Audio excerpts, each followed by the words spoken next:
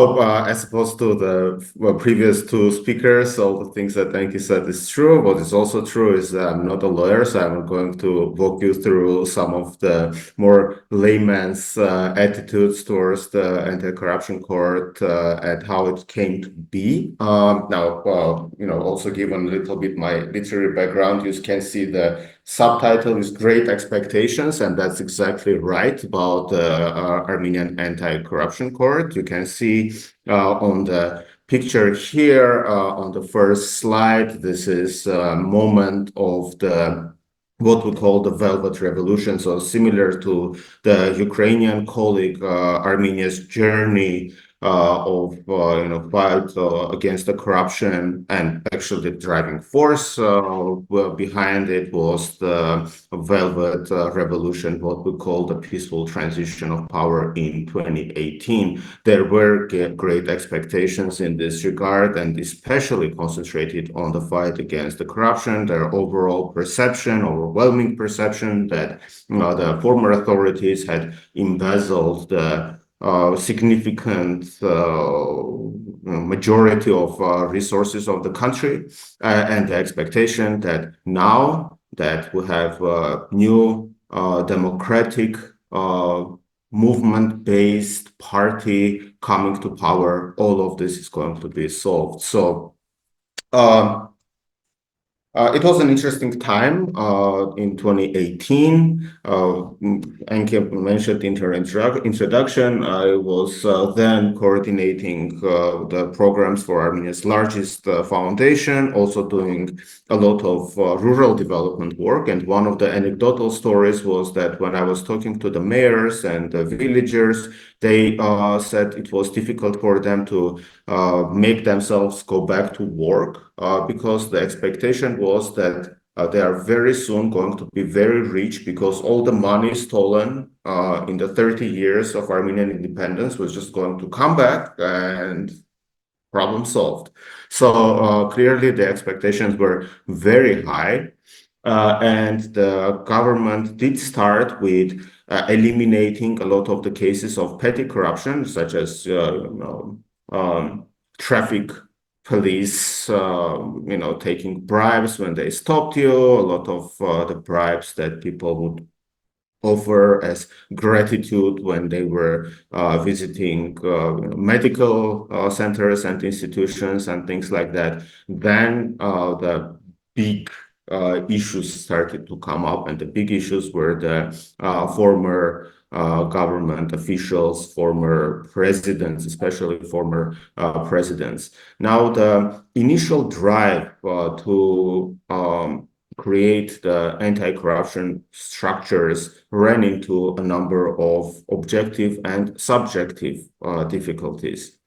This is back in 2019 and beginning of 2020. So in 2019, there were some changes in the Supreme Court to make sure that the appointees of the former authorities, which were perceived as corrupt, were removed, and other people were appointed to that positions who were more acceptable to the civil society and generally did not have the perception of someone who was corrupt and had direct associations with the former authorities. So that process went through. Then 2020 came, and 2020 was a very problematic year for the world in general, but for Armenia in particular, because apart from COVID-19 pandemic, Armenia also went through what we call the 44-day war. This was a war in Nagorno-Karabakh between Armenia and Azerbaijan, war that came to a halt in November of 2020 with a very painful ceasefire agreement signed with Azerbaijan and the subsequent loss of Nagorno-Karabakh. And after that, Armenia has been going through a series of political crisis, also including a snap parliamentary election in 2021.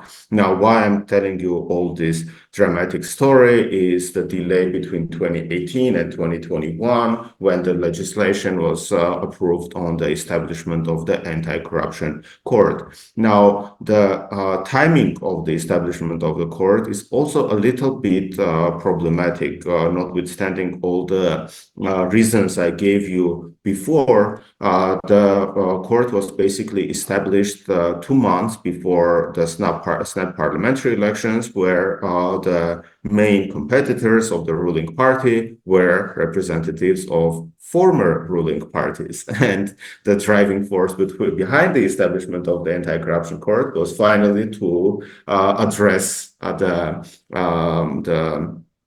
wrongs of the former authorities.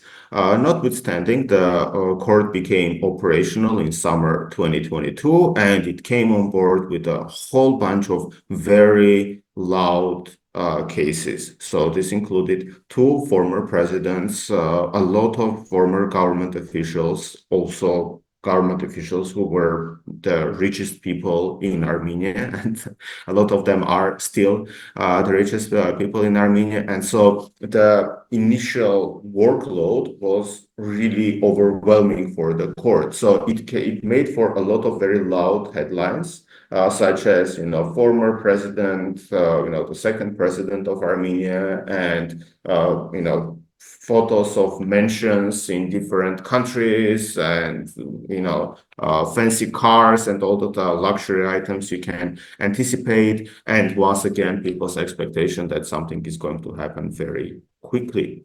Now, let's talk a little bit about the structure of the court, and then we'll talk about how it all played out. So the court consists of 15 judges, 10 in criminal corruption and 5 in civil anti-corruption focus. The judges are appointed by the Supreme Judicial Council. They go through a vetting process. The process is supposed to be transparent, so the civil society organizations are invited to participate in the hearings, in interviews, and overall the process is quite inclusive in that regard. Now, having said that, I cannot say that there is massive public interest towards what the court looks like. The judges are not well-known people, so that is part of the issue that we'll talk about as we move forward. So that is the composition. In the first year of operation alone, around 139 cases were referred to the anti-corruption court, and most of these cases are still pending. Another issue we'll talk about as we move forward. So the anti-corruption court works with the Corruption Prevention Commission. This is another commission that was established by the current government. So here, once again, you have a situation where you establish many institutions that, as they are forming, they still need to understand what is their relations to each other. So one thing that I can say as a takeaway from Armenian experience is really understanding the inter-association between the different bodies, and how they are able to work together, and how they are able to separate whatever they do in their work. So the court also collaborates with General Prosecutor's Office on the confiscation of illicit property. This is a major area, and it is not a vertically independent integrated structure. It is integrated within the national judiciary. It works with the Court of Cassation and Criminal Court of Appeal. Moving on to the challenges and the criticism. First of all, and we heard this from the previous speakers as well, there is overall controversy of the necessity of the specialized court. What is it doing? What is it doing differently? Now, the tired expression is the proof is in the pudding, and here the necessity of the specialized court will be proven when it is able to prosecute a case and finish a case that actually proves that it is necessary. Until it does it, it's kind of a circular definition in that regard. There are concerns about the professional background of judges. Now, notwithstanding what I said about the selection of the judges through the Supreme Judicial Court, which has been basically revamped, there is still a limited pool of talent that they are picking from. Right, so colleagues mentioned also the salary limitations for the judges to come in. So there are a lot of factors that apply here, and the truth of the matter is that while the selection process is basically free and open, the pool of the applicants is so limited that it is very difficult to avoid a situation where someone is not related to someone, or someone was not part of this or that party, and so on and so forth. This is very much true for a country that is actually in population-wise exactly the size of Mongolia. So everyone knows everyone. It's 3 million people. We probably have photos with each other and things like that. So it's really hard to avoid the guilt by association. That's for sure. There is in terms of the potential for conflicting legal interpretations. Adultery is part of the judicial system, so sometimes the case will go to the Court of Appeal. It will be overturned, or the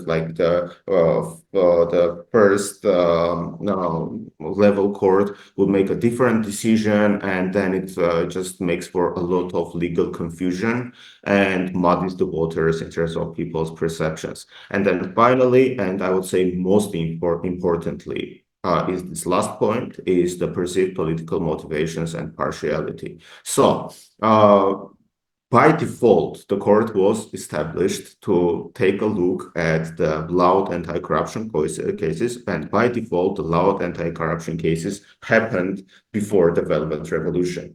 Now, also, these people have not gone anywhere, and they are part of the political landscape. They are leaders of parties, they are in parliament, they are basically prominent figures still in the country with some, electoral demographic backing them. So when you have that situation, and then you have situations such as, for example, opposition declares that it wants to hold a rally, and then the anti-corruption court issues a statement saying that the leader, organizer of the rally, is suspected of embezzling $3 million. And here is a photo of a mansion. And then it's a headline, and then it goes away.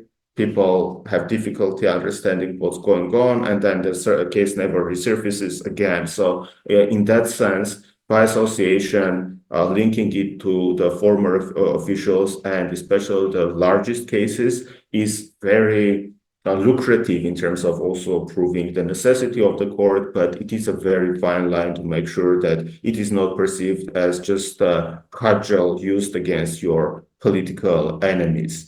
So balance is important. Perhaps if an anti-corruption court looks at cases, it can sort of start with maybe the smaller but more recent cases that kind of will show the impartiality and objectivity, and then walk it back as it builds also credibility with the people to the cases that have happened in more distant past.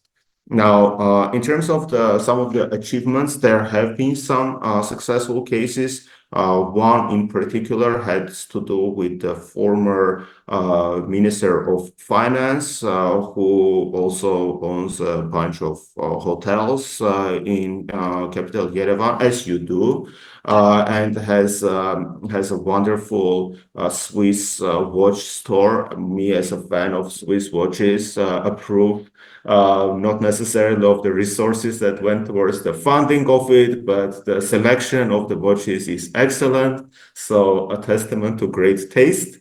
I'm sorry, I just had to do this. But anyway, so there is some freeze on the assets, and the court has reached some kind of a decision. So this has been one of the successes. And the reason I bring up this case is that it is the only case that has reached conclusion. So with the rest of the cases initiated back in 2022, you still have no process going on. There is very little understanding why you announce that there is a suspicion of X, and then it never materializes into an actual final decision this or that way.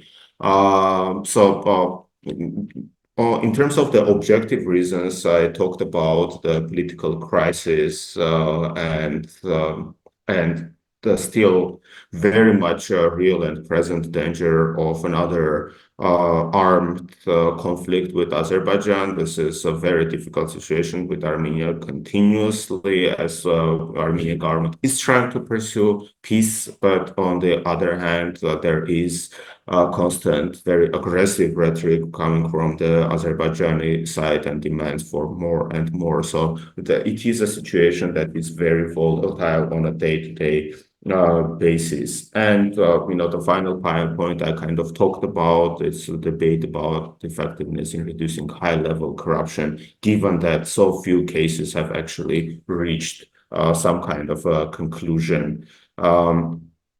Very quickly on the pros and cons. So it is viable if you can make the case for it to have a specialized focus on corruption cases. This is for Armenia after security is basically number 2 issue that people are also linking the economic development or lack of thereof and the many issues we're facing now to the corruption that has happened prior to 2018. There is opportunity for providing transparency, but there are also the questions about necessity, conflicting legislative decisions, and the political influence on the court. Finally, maybe I'll stop on the second and third point. Effectiveness depends on transparency, resistance to political pressure, and public confidence. These three are very important, especially the third one. Public confidence is a time-bound phenomena, I would say, and the longer each case takes, the lower the public confidence is going to be, and the easier it is going to be to manipulate nefariously the delays in or the length of the course of the work of the court and link it to political motivations. So this is a very important point to keep in mind. And then finally, in terms of the future impact, it depends on the ability to operate impartially in coordination with other anti-corruption bodies. I talked a little about it in terms of the Corruption Prevention Commission and how they are able to cooperate, not well, and then finally and always showing tangible results. So this is where I will stop. I don't know if I fit in 15 minutes. If I didn't, I humbly apologize, and I'll stop here.